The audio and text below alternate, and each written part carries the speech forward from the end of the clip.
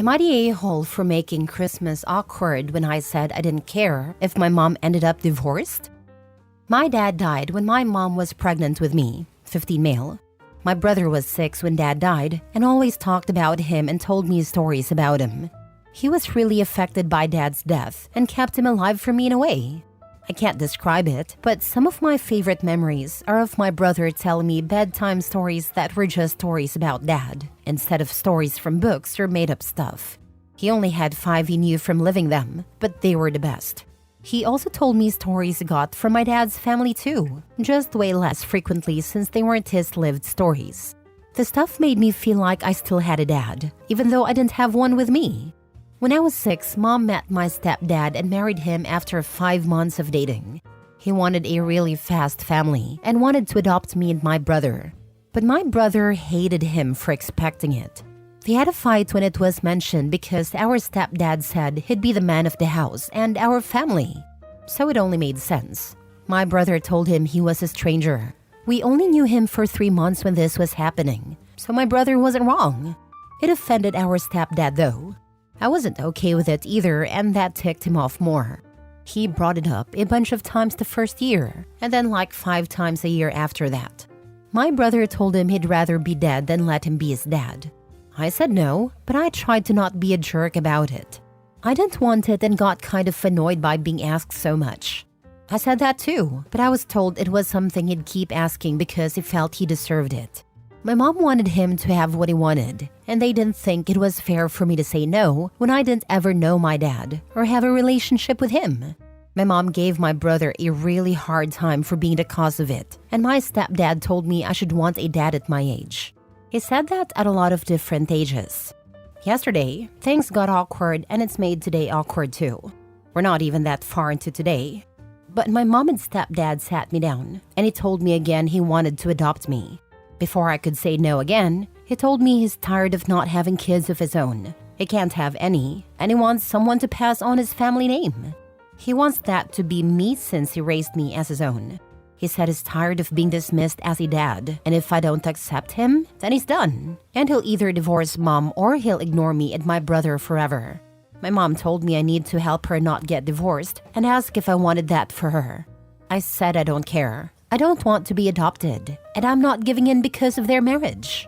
They didn't like my answer, and now my mom's family's frustrated that I made things so awkward because we're all together and it's bad. I'll probably hide out in my bedroom for the rest of the day because it's intense downstairs.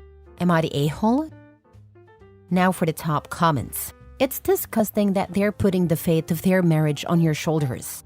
I'd reach out to your brother or another adult to see if there is a way you can leave. My brother knows about it all, but he can't take me. My mom would fight it, and she would win because my brother is my brother and not my second parent. He looked into whether I could live with him a year ago, and he was told even if I wanted it, we wouldn't have a chance when I have a living parent. Not the a-hole. You are absolutely not responsible for your mother's marriage. The foundations of their marriage have absolutely nothing to do with whether they adopt you or not. She seems to be manipulative. 100% this. And Opie did not make Christmas awkward. His mom and her husband ruined Christmas with their emotional blackmail. They're massive a-holes, and so are the relatives trying to blame Opie. The relatives from mom's side of the family only care about the mom. It's frustrating how family often jumps to blame the kid instead of holding the adults accountable. Opie deserves support, not guilt for their choices. This is a huge burden for such a young person. You'd be surprised to know adults who own up to accountability has drastically dropped over the years. And something tells me this free fall wouldn't get any better anytime soon. Next story. Am I the a-hole for calling my soon-to-be ex-husband a freaking psycho for putting the news of our divorce in the kids' presents? My soon-to-be ex-husband and I have been married for a long time, but we're going to get divorced soon.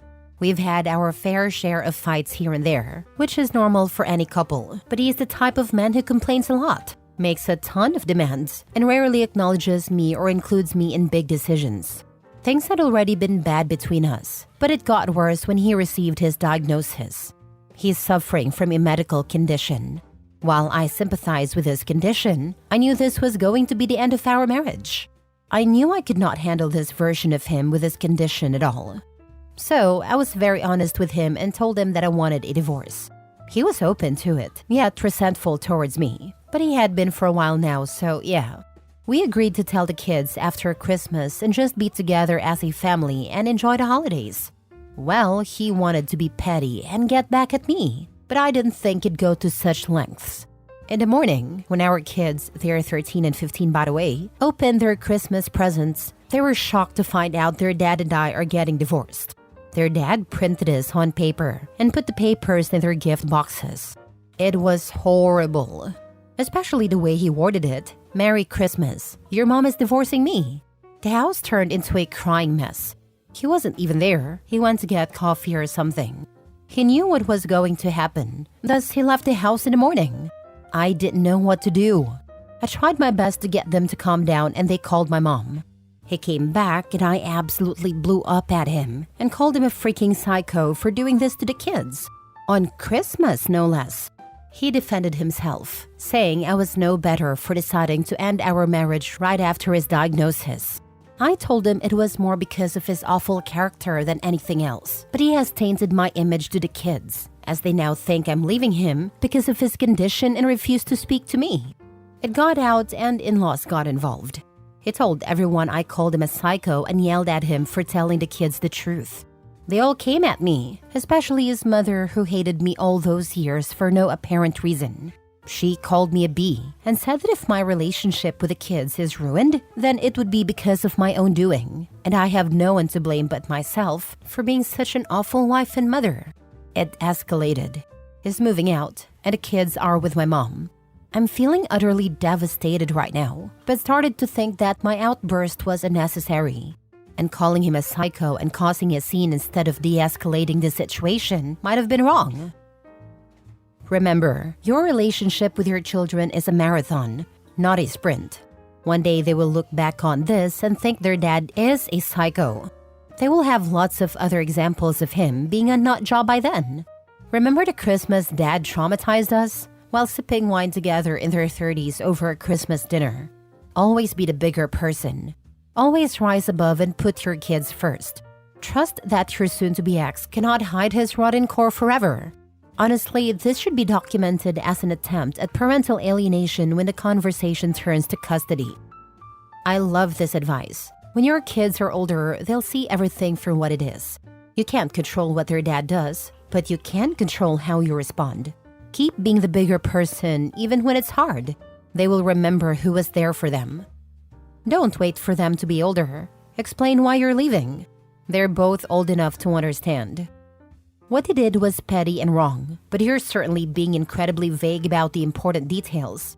We only have your side of the story when it comes to why you're getting divorced, and you admit that his medical condition is a major reason you're choosing to divorce him now, so I'm not sure you're much better. Until you provide more details about the cause of the divorce or his medical condition, I'm saying everyone sucks here. My relationship with him has been bad already, and now I just don't think things will get better after his diagnosis. In fact, I'm 110% certain they'll get worse. I'm sure he'll just get more needy and controlling, and I don't think I can take it. Next story. My wife is sad because I got my sister a much more romantic Christmas gift than I got her. Am I the a-hole? Last night, my family hosted a gift party. We invited siblings, parents, and grandparents. The party was going great, and everyone was genuinely happy when they opened their gifts. My wife had a Christmas list, and I got my wife all the items from the Christmas list. My sister opened her gift last, and after looking at the gift for a minute, she broke down in tears and hugged me. For context, when my sister's first boyfriend broke up with her back in high school, it really hurt her.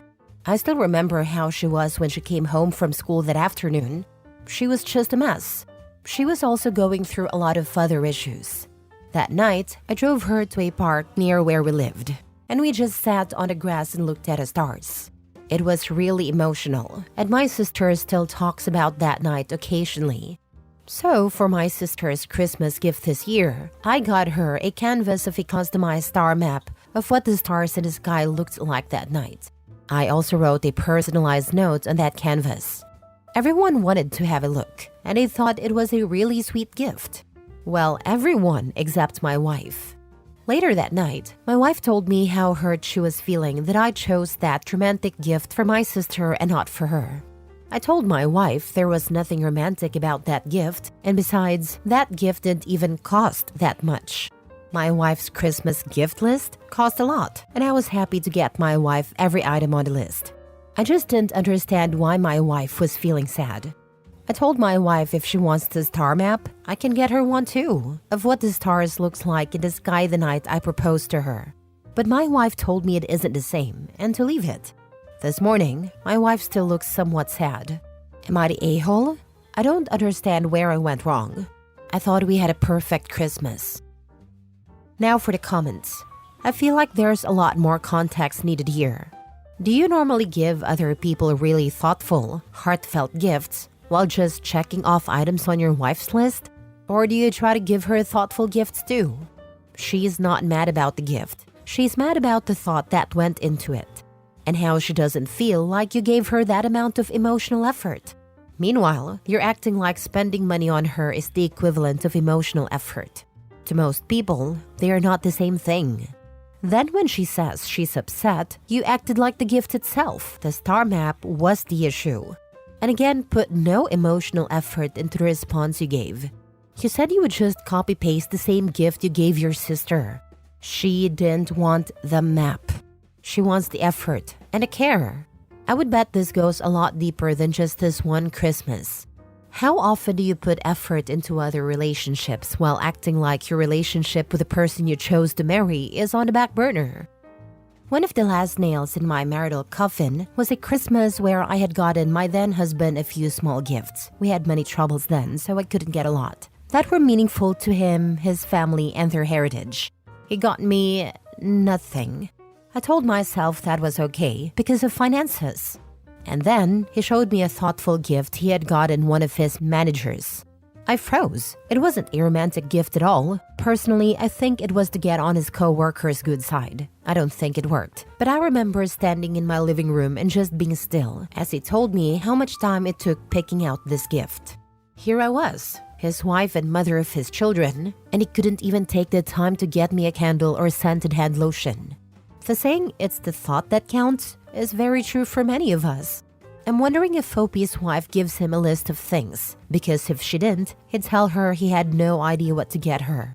Or maybe she's a materialistic bee. But I sense there's something deeper for Opie's wife. Last story. Am I the a-hole for refusing to give my mom the only gift she wanted for Christmas? A little backstory. My sister has resented my existence pretty much since I was born. When I got pregnant with my oldest daughter, my sister became very controlling. She would demand to be at every OB appointment and tried to demand we let her in the delivery room when only one person was allowed in beside me. Every first for my oldest had to involve my sister because she's never had a kid before. This is my first kid too, you know? My sister became obsessed with my oldest, to the point I believe she was borderline grooming her to believe that she was the mom and not me. My family and I relocated a couple of months ago halfway across the country. This decision came because my sister threatened to call CPS on me for not allowing her to take my oldest over the entire summer break. She told me she'd have me lose custody of both kids. The reason I wouldn't let her take my oldest for the summer was because she had literally just threatened to bring her pistol to my mom's house and put a bullet in my fiancé's head. We moved a few months back to get away from that toxicity. I figured this was the best option for us and decided to still keep somewhat of a relationship with my sister. We would video chat almost daily. On my oldest's 5th birthday, my sister made a call to CPS. She claimed my fiancé and I were sexually abusing my 5-year-old and we were physically neglecting both children. She sent in a photo of my 2-year-old with chocolate ice cream on her face because she'd literally just finished the ice cream. My sister saw her eating it, so she knew it was fresh, yet still took a screenshot and used that as evidence that I'm neglecting my kids because they're always dirty. The sexual abuse claim came because my 5-year-old had a diaper rash and it was bothering her. So she said, "My butt hurts." My daughter is autistic and has epilepsy. We're working on potty training still. I know it was my sister who reported us because she bragged about it. And I know for sure this report was her being mad that we moved away. She wanted to get back at me for taking her kids away from her. I decided it was best to go fully no contact with my sister. She tried to hurt my kids, and she hurt me and my fiancé pretty badly. To me, what she did was unforgivable. Today, with it being Christmas, I called my mom on Messenger so the kids could show her what they got and tell her Merry Christmas. The conversation went pretty well until the end when she went into another room and asked me if I could do her a favor. I said, "Sure, what's up?" And she goes, "Have the kids talk to your sister. It's Christmas." I told her no, I will not have that. She tried to hurt my kids, and I don't want them around someone who would do that. My mom started crying and going on about how it's Christmas, and it'd just be for a couple of minutes. Then we can go back to no contact. I told her that it was my daughter's birthday when she decided to try and ruin her life. My mom started crying and said she wanted to get off the phone, so we hung up. The last time my kids saw my sister since going no contact, they kept asking for 2 weeks about talking to her. This wouldn't be a one-time thing. This would be them begging and crying to see my sister, and them not understanding why they can't. Was I being an a-hole here? This was the only thing my mom asked for Christmas this year. Not the a-hole for protecting your kids from harmful behavior. Not the a-hole. You're protecting your children from someone who has proven to be harmful and dangerous, and that takes priority over anything, even family requests. Your sister's actions, including the CPS report and threat, have had a serious impact on your family, and it's understandable that you would refuse to expose your kids to her. While your mom's feelings are valid, her request puts your children at risk emotionally, and you are right to set boundaries. You made a difficult decision to protect your children, and that is never something to apologize for. She threatened to shoot your fiancé. She called CPS on your daughter's birthday. She has threatened to take your child. At this point, a restraining order is the bare minimum. She's dangerous. She could kidnap your daughter and unalive your fiancé in the process. Your reaction is weak. Tell your mom that if she ever pushes for your sister again, then you will need to reevaluate if she should be allowed near them too, considering she gives zero care about her safety. Not the a-hole. Your sister is mentally unstable, and your mom is enabling her. Your mom is the biggest a-hole in this. She should be getting your sister help instead of endangering your kids. I've strongly considered a restraining order and was about to go to the court to get one. When I read that to do that, I have to provide my address. I felt it would end up being safer to move as soon as we could and not give anyone our address and only use a P.O. box if needed. If I didn't have to provide my address to get a restraining order, I'd 100% do that.